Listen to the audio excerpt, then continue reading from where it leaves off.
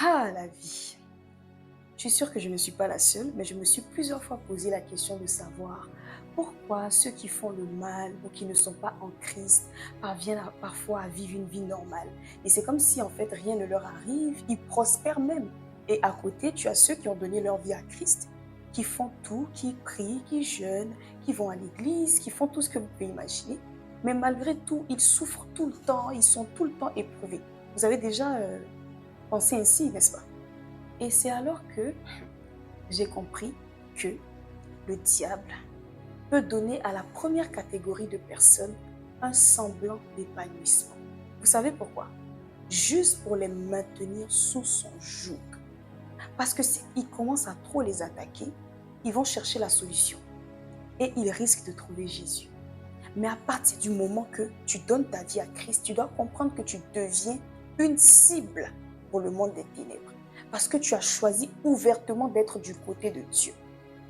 Souviens-toi, même lorsqu'il était bébé, notre Seigneur Jésus représentait une menace pour le roi Hérode. Donc il fallait à tout prix l'éliminer. Et il n'était pas seulement une menace pour Hérode, mais pour tout le royaume des ténèbres. Parce que Jésus est venu délivrer les captifs. Il est venu guérir les cœurs brisés. Il est venu nous donner le salut et nous réconcilier avec Dieu.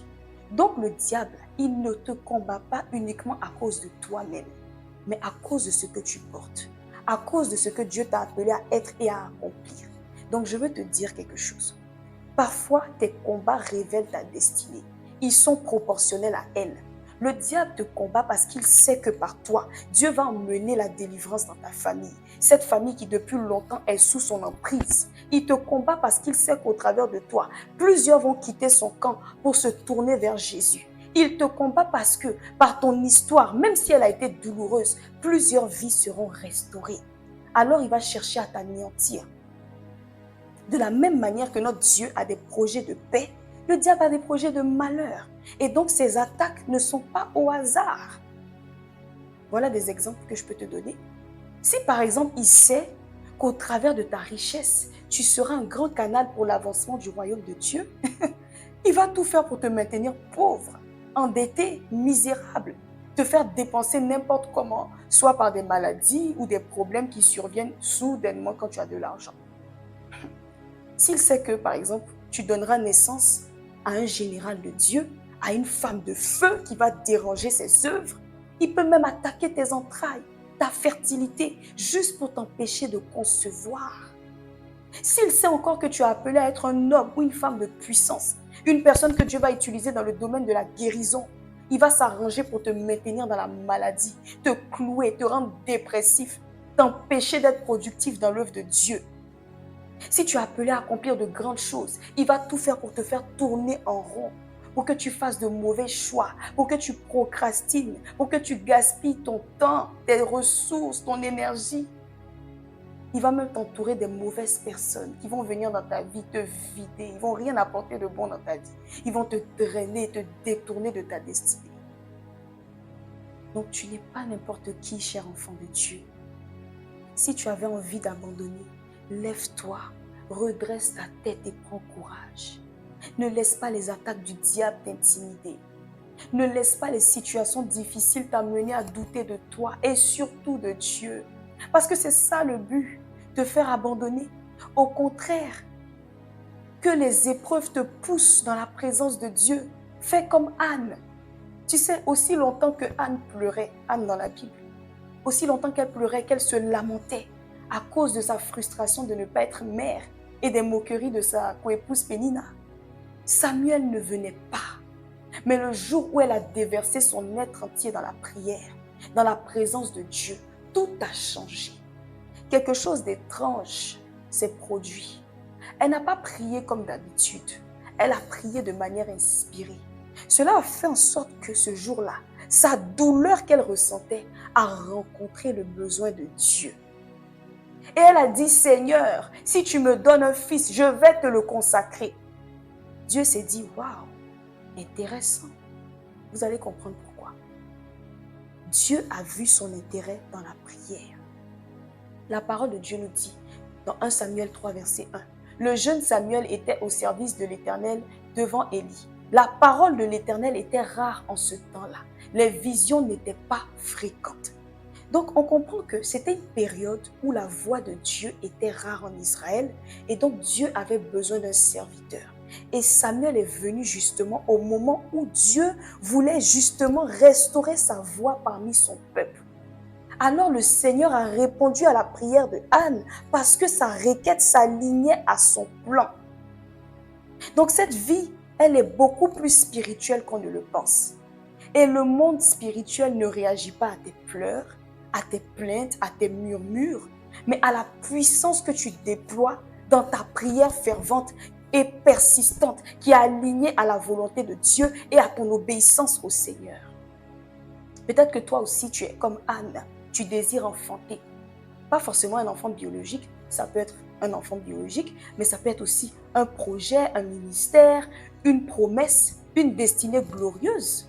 Donc laisse-moi te dire, Anne, dans tes entrailles se trouve ton Samuel, un grand prophète de l'Éternel. Anne, ne sois pas triste parce que tu n'as pas encore enfanté. Continue à faire confiance à Dieu. Continue à prier jusqu'à ce qu'il y ait un changement. Dieu ne t'a pas oublié. Tu portes Samuel en toi, un général de Dieu, d'où tes combats. Laisse les péninas de ta vie, c'est-à-dire toutes ces situations qui se moquent de toi, qui te ridiculisent, qui t'humilient, qui se moquent de ta foi, qui te font croire que tu perds ton temps à servir Dieu, qui te font croire que ta vie n'a pas de sens. Laisse-les croire qu'elles ont gagné. Les Samuel, je vous dis, les Samuel naissent dans la douleur. Mais quand cette douleur rencontre le besoin de Dieu, les Samuel naissent.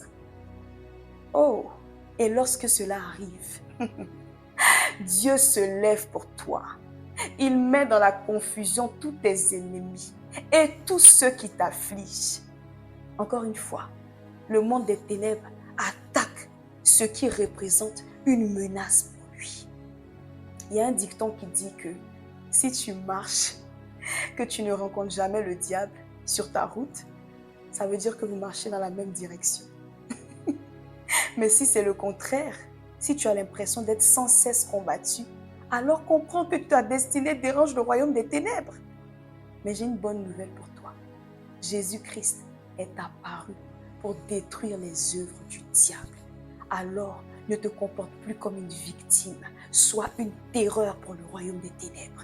Lève-toi, paye le prix dans la prière, dans la présence de Dieu. Arrête de te morfondre, d'en vouloir à Dieu ou aux personnes. Cesse de te décourager. Il y a des personnes comme ça, lorsqu'elles vivent des réalités, elles arrêtent de prier, elles arrêtent de lire la Bible, elles arrêtent de croire en Dieu. Ce n'est pas la solution, ça ne va pas changer. Lève-toi et prie sérieusement jusqu'à ce que quelque chose se passe, jusqu'à ce que la situation change et tu témoigneras de la gloire de Dieu. Ah oui, je n'ai jamais vu quelqu'un persévérer dans la présence de Dieu et être abandonné. Même lorsque Lazare est tombé malade, Jésus pouvait le dire, cette maladie n'est pas pour la mort, mais pour la gloire de Dieu, afin que le Fils de Dieu soit glorifié par elle. Parce que Jésus savait ce qu'il allait faire. Les gens l'avaient vu guérir, multiplier le pain et le poisson.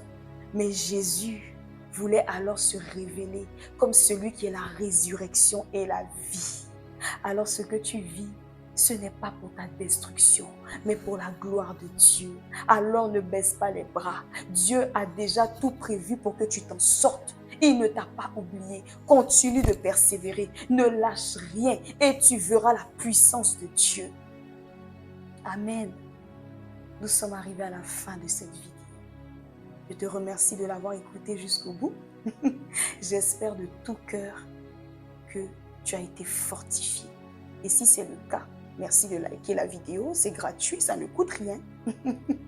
Merci de la partager, de t'abonner et d'activer la cloche pour ne pas manquer aucun autre message inspiré. Et surtout, dis-moi dans les commentaires quelle vérité tu retiens de cette vidéo. Qu'est-ce que cette parole que tu as entendue t'a personnellement révélé? Je serai ravie de te lire et de prier pour toi. Donc sur ce, je te dis à très bientôt pour la suite. Que Dieu te bénisse puissamment. C'était ta sœur Anne Sephora.